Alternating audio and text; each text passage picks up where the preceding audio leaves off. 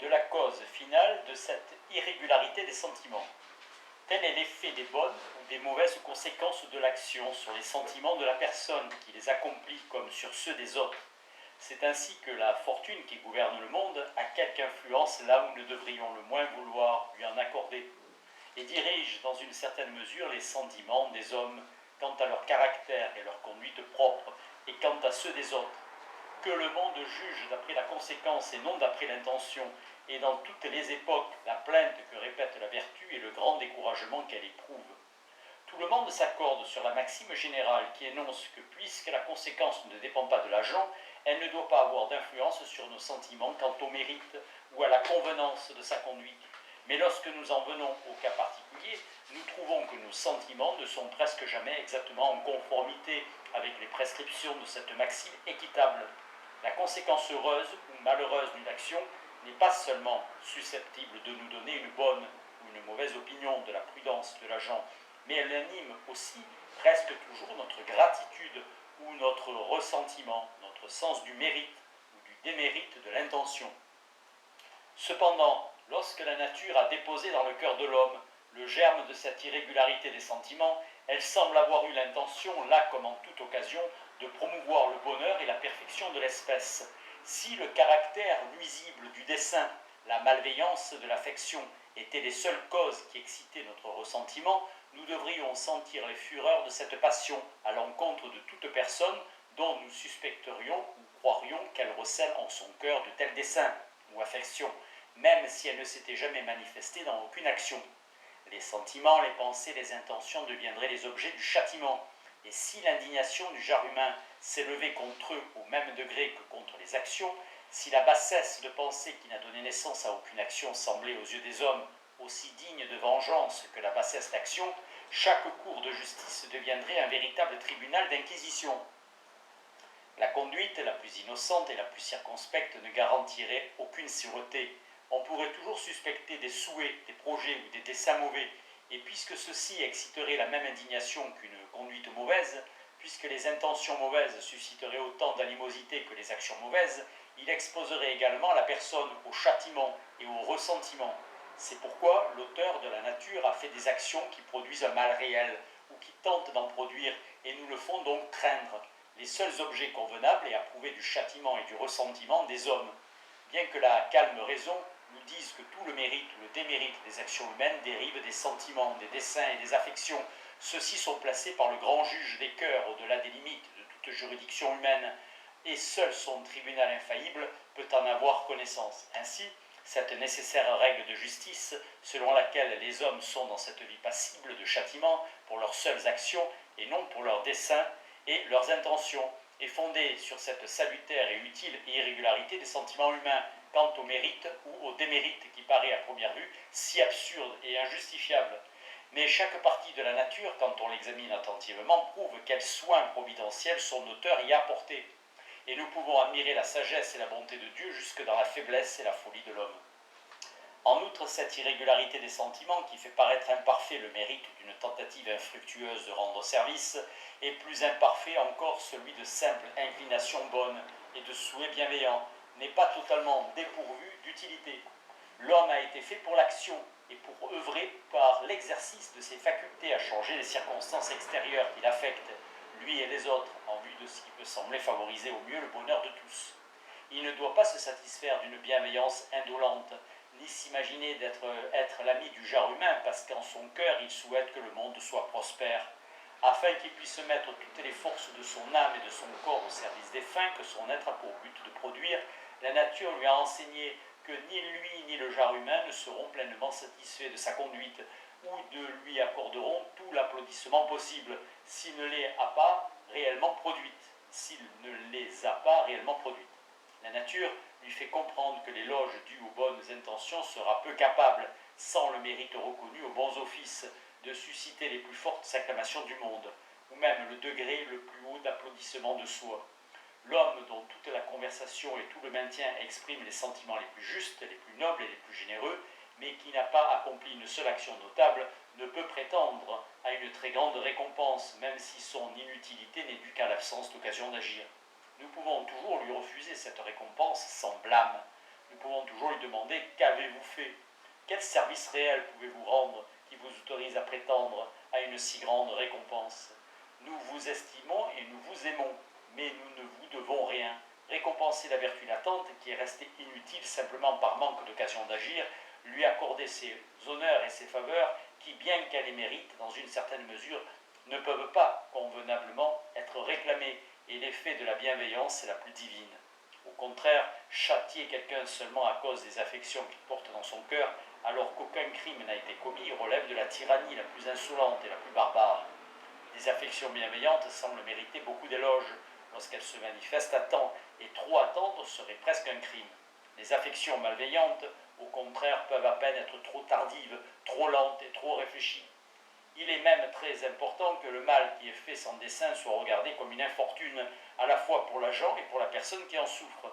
Par là, l'homme apprend à révérer le bonheur de ses frères, à trembler par crainte de faire, mais même sans le savoir, quoi que ce soit qui leur nuise, et à avoir peur de ce ressentiment animal qui, il le sent, est prêt à éclater contre lui, s'il devient involontairement l'infortuné instrument de leur malheur.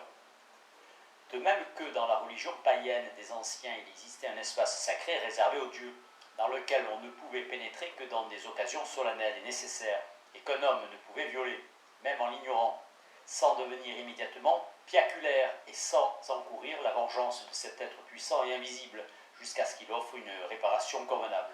De même, la sagesse de la nature a rendu sacré le bonheur de tout homme innocent, l'a sanctifié et en a défendu l'approche à tout autre homme.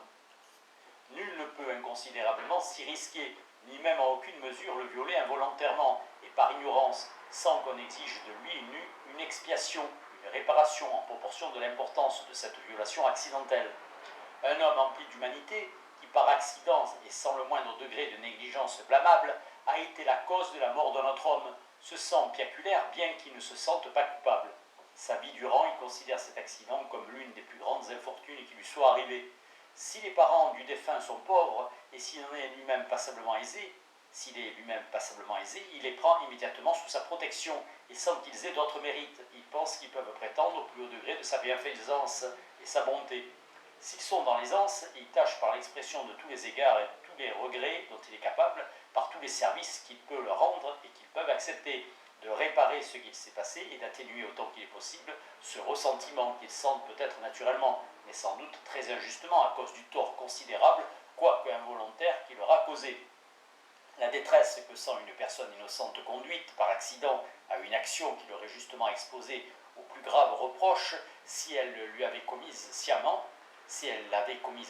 et à dessein, a suscité certaines des scènes les plus intéressantes du théâtre antique et moderne. C'est dans ce sens fallacieux de la culpabilité, si je peux dire, que consiste toute la détresse d'Œdipe et de Jocaste chez les Grecs, de Monime et d'Isabelle chez les Anglais. Tous sont piaculaires au plus haut degré, bien qu'aucun ne soit au moindre degré coupable. Toutefois, malgré toutes ces apparentes irrégularités de sentiment, quand par malheur l'homme a occasionné des maux sans avoir l'intention, ou a échoué dans sa volonté de faire le bien, la nature n'a pas complètement laissé son innocence sans consolation ou sa vertu sans récompense. Il a recours dans ces cas à la maxime juste et équitable selon laquelle les événements qui ne dépendent pas de notre conduite ne doivent pas diminuer l'estime qui nous est due. Il fait appel à toute sa magnanimité et à toute la fermeté de son âme pour s'efforcer de se regarder lui-même, non pas tel qu'il apparaît présentement, mais tel qu'il devrait apparaître, tel qu'il serait apparu si ses desseins généreux avaient réussi, et tel qu'il apparaîtrait de toute façon et malgré son échec, si les sentiments du genre humain étaient pleinement droits et équitables, ou simplement parfaitement cohérents. Les hommes les plus droits et les plus humains accompagnent entièrement son effort pour avoir une bonne opinion de lui-même. Ils emploient toute leur générosité et toute leur grandeur d'âme pour corriger en eux cette irrégularité de la nature humaine et s'efforcent de regarder son infortunée magnanimité comme il l'aurait fait naturellement et sans renfort de générosité, si elle avait été couronnée de succès. Troisième partie du fondement de nos jugements concernant nos propres sentiments et notre propre conduite et du sens du devoir, consistant en une section. Premier chapitre du principe de l'approbation de soi et de la désapprobation de soi. Dans les deux parties précédentes de ce discours, j'ai principalement considéré l'origine et le fondement de nos jugements concernant les sentiments et la conduite des autres. J'en viens maintenant à considérer plus particulièrement l'origine des jugements qui concernent nos propres sentiments et notre propre conduite. Le principe par lequel nous approuvons ou désapprouvons naturellement notre propre conduite semble être entièrement le même que celui par lequel nous formons ces jugements quant à la conduite des autres. Nous approuvons ou désapprouvons la conduite d'un autre homme suivant ce que nous sentons quand, ramenant son cas en nous-mêmes, nous pouvons ou non sympathiser complètement avec les sentiments et les motifs qui la dirigent.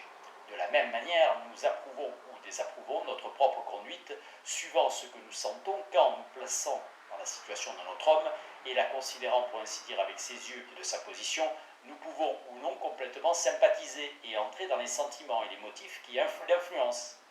Nous ne pouvons jamais examiner nos sentiments et nos motifs, nous ne pouvons jamais former un jugement les concernant, à moins de quitter pour ainsi dire notre position naturelle et de nous efforcer de les voir comme s'ils étaient à une certaine distance de nous-mêmes.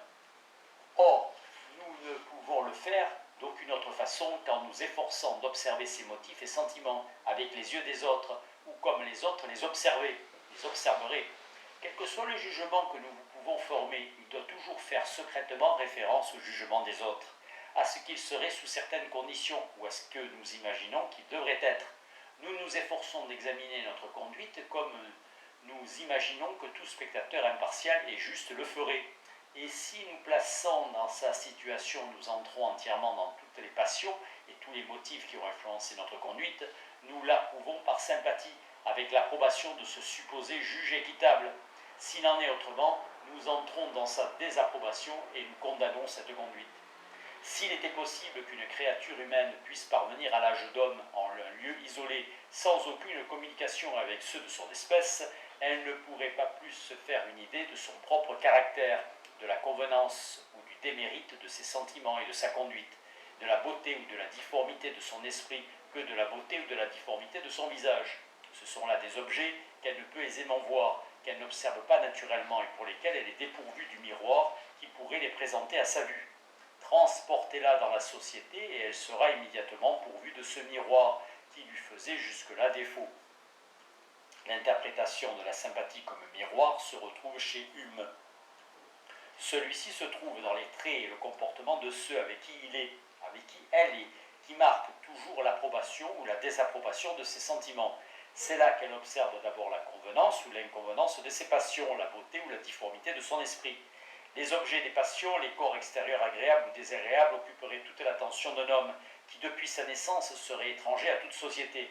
Les passions elles-mêmes, les désirs ou les aversions, les joies ou les chagrins que ces objets exciteraient, quoi qu'il lui soit le plus immédiatement présent, ne seraient qu'à peine des objets de sa pensée. L'idée de ces passions ne pourrait jamais l'intéresser au point de requérir son attention. La considération de sa joie ou de son chagrin n'exciterait pas de joie nouvelle ou de chagrin nouveau, quoique la considération des causes de ces passions puisse souvent les exciter tous deux. Transportez-les dans la société et toutes ces passions deviendront immédiatement cause de passions nouvelles. Il observera que le genre humain approuve certaines d'entre elles et éprouve du dégoût pour certaines autres. Il sera exalté dans un cas et mortifié dans l'autre. Souvent, ses désirs et ses aversions, ses joies et ses chagrins seront les causes de nouveaux désirs et de nouvelles aversions, de nouvelles joies et de nouveaux chagrins. Ces passions l'intéresseront donc maintenant profondément et souvent, elles requerront son attention la plus grande. Nos premières idées de beauté et de difformité chez les personnes sont tirées à partir de la forme et de l'apparence des autres, et non de notre propre aspect. Nous devenons très vite sensibles au fait que les autres exercent à notre égard la même critique. Nous aimons qu'ils approuvent notre apparence et nous sommes désobligés quand ils semblent être dégoûtés. Nous devenons soucieux de savoir jusqu'où notre apparence mérite leur blâme ou leur approbation. Nous nous examinons trait à trait et, en nous plaçant devant un miroir ou par tout autre expédient, nous nous efforçons autant que possible de nous regarder avec la distance et les yeux des autres. Si, après cet examen, nous sommes satisfaits de notre apparence, nous pouvons plus aisément supporter les jugements les plus désavantageux des autres. Si, au contraire, nous nous sentons être l'objet naturel du dégoût, toutes les manifestations de leur désapprobation nous mortifient au-delà de toute mesure. Un homme qui est passablement beau vous autorisera à rire d'une petite irrégularité de sa personne, mais de telles plaisanteries seront communément insupportables pour celui qui est réellement difforme. Toutefois, il est évident que nous ne sommes soucieux de notre beauté et de notre difformité que pour leurs effets sur les autres. Si nous n'avions pas de rapport avec la société, nous devrions être entièrement indifférents à l'une et à l'autre. De la même manière, nous exerçons nos premières critiques morales sur le caractère et la conduite des autres, et nous sommes tous très disposés à observer comment ils nous affectent. Mais nous nous apercevons bientôt que les autres jugent nos actions aussi librement que nous jugeons les leurs. Nous devenons soucieux de savoir jusqu'où nous méritons leur censure ou leurs applaudissements, et jusqu'à quel point nous sommes pour eux ce qu'ils sont pour nous, des êtres agréables ou désagréables. Nous commençons pour cela par examiner nos passions et notre conduite en considérant comment elles doivent leur apparaître, comment elles nous apparaîtraient si nous étions dans leur situation. Nous nous supposons spectateurs de notre comportement et nous nous efforçons d'imaginer de ce point de vue quel effet il produirait sur nous.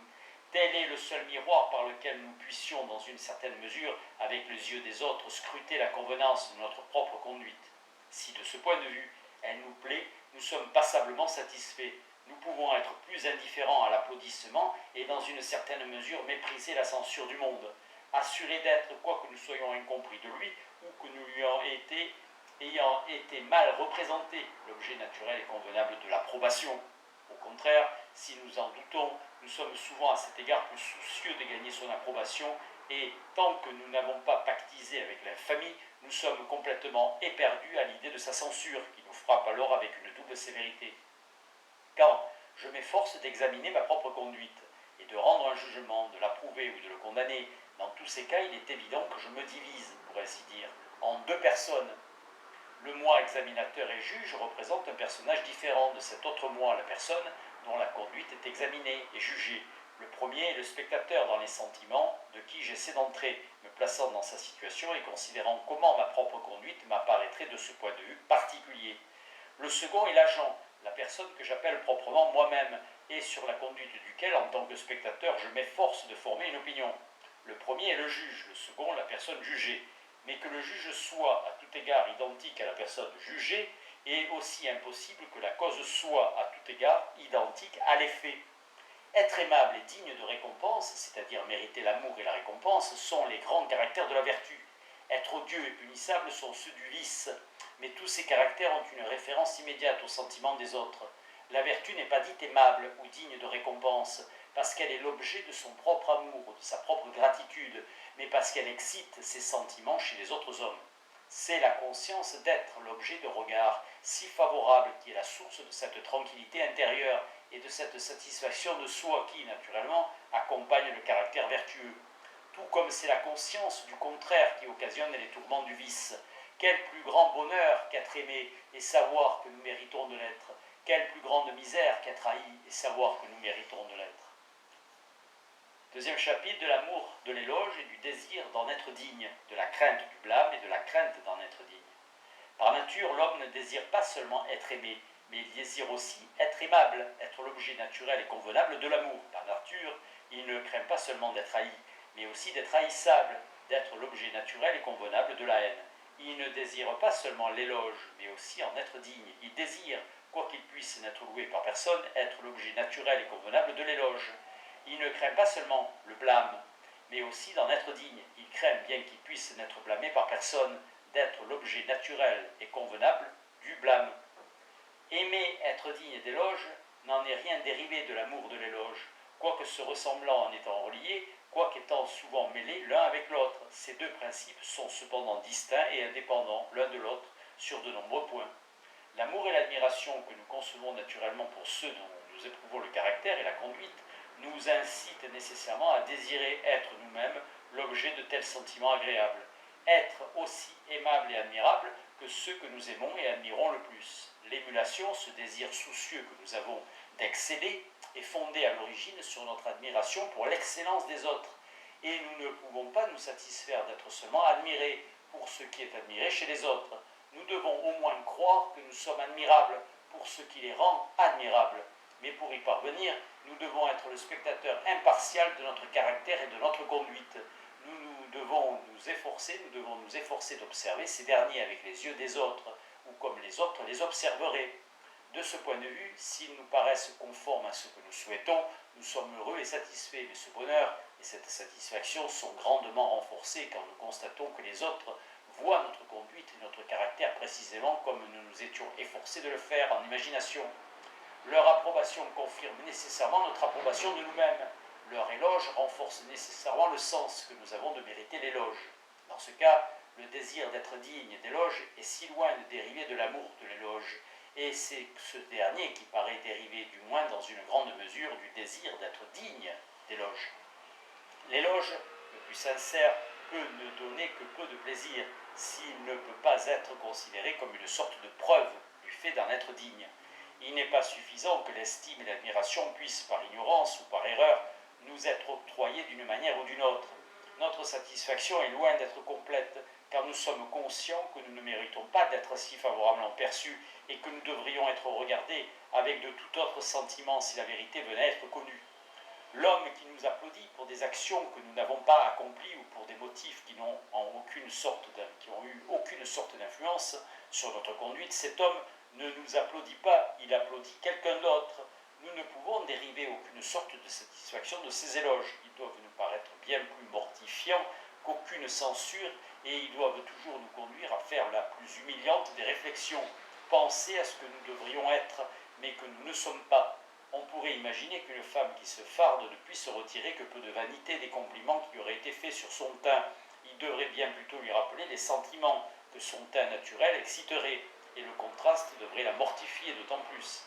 Se satisfaire d'un tel applaudissement sans fondement est une preuve de légèreté et de faiblesse, des plus superficielles. C'est ce que nous nommons proprement la vanité, qui est le fondement des vices les plus ridicules et les plus méprisables, à savoir l'affectation et le mensonge commun.